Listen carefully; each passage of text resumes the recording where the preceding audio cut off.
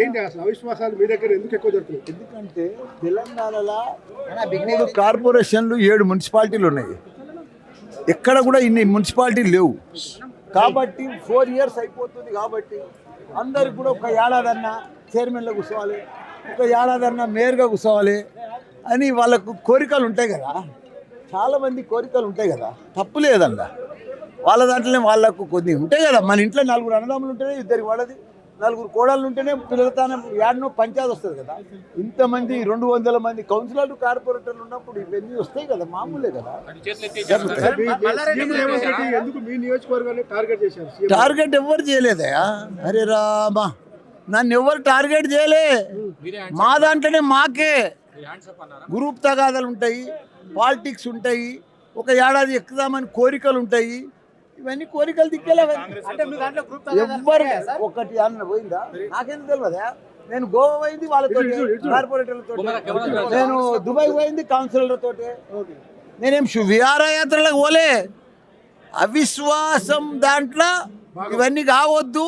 బాగా మెంటలీగా ప్రాబ్లమ్స్ ఉంటే కౌన్సిలర్లు కానీ కార్పొరేటర్లు కానీ డిస్టర్బ్ ఉంటే వాళ్ళని దోల్కపోయి సముద్రం ఒడ్డుకు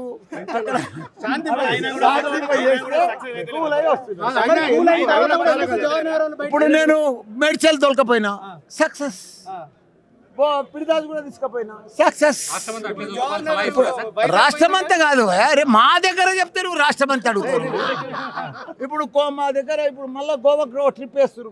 మన పోచారం వాళ్ళు, మన తుమ్కుట వాళ్ళు గోవాకు పోతారు, హ్యాపీగా తిరుగుతారు. గోవాకు పోయి ఏం చేస్తావు? గోవా ఆడ 3 బీచ్లు ఉన్నాయి. మంచిగా ఇంత మంచిగా బీచ్ల పక్క కూర్చుంటే మనిషి. కాశీకి పోతే నీకు ఆడ జాగాడ దొరుకుతుంది. నీకు దర్శనం ఇప్పిస్తావా? ఫ్రెండ్లీగా ఉంటారు, జర మనశ్శాంతి అవుతుంది. అందరు కలిసి మెలిసి ఉంటారు. ఫ్యామిలీతో పోయి అంత ఫ్రెండ్షిప్.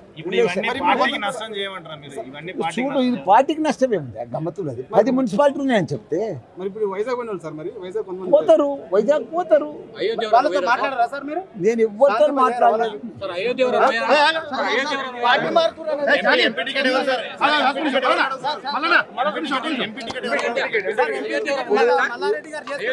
ఇప్పుడు ఎంపీ టికెట్ దాని మీదనే మీటింగ్ జరుగుతుంది.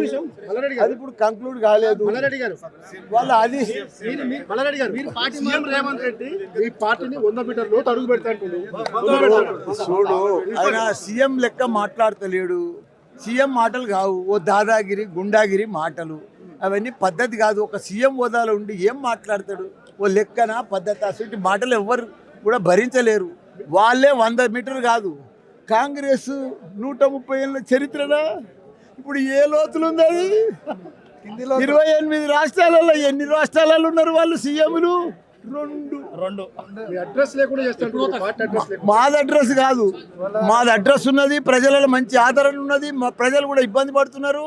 మంచిగా అయ్యో మళ్ళీ మా కేసీఆర్ చేసినట్టు ఎవరు చేయలేదని వాళ్ళు కూడా అన్ని ఆలోచనలకు వచ్చారు. కానీ కాంగ్రెస్ పరిస్థితి ఏంది? మామూలుగా ఉన్నది. రేపు మోడీ 3వ ప్రైమ్ మినిస్టర్. చెప్తా. నేను పొద్దున ఎర్లీ మార్నింగ్ వచ్చినా దుబాయ్కి వెళ్ళి. నాకు ఇన్విటేషన్ రాలేదు. ఎవరికైతే ఇన్విటేషన్ వస్తుందో వాళ్ళే పోతారు. అధిష్టానం ఎవరు ఆదేశిస్తే అది